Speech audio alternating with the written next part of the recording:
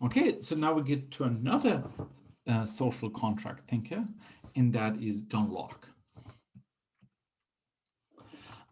So Locke's political philosophy arguably is even more influential than Hobbes's political philosophy. He argues against absolutist power, the monarch, and defends natural freedom and equality. The argument against anyone who's ruling by birthright, so a monarch. He was very influential in drafting the American Declaration of Independence, served as a model for the American Constitution, serves as a model for lots of other constitutions of democratic states.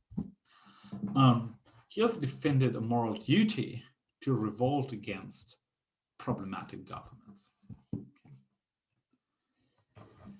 So the way Locke describes the state of nature is somewhat different than the way Hobbes describes it. It's not as bad. So in the state of nature, we're all free and we're all equal. We're not bound by any obligations. The only thing we're bound by is the law of nature. And that law is, again, a law to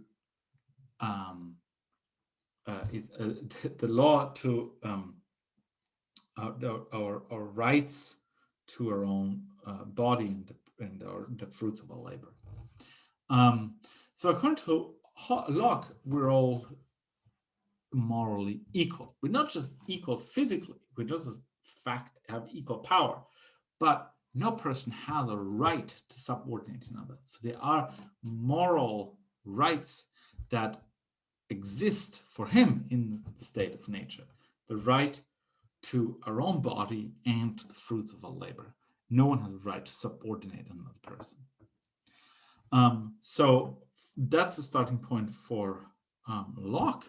And Locke then thought that from this state of nature, we can justify a social contract, how we get from there to government. And we'll talk about that in the module on the social contract.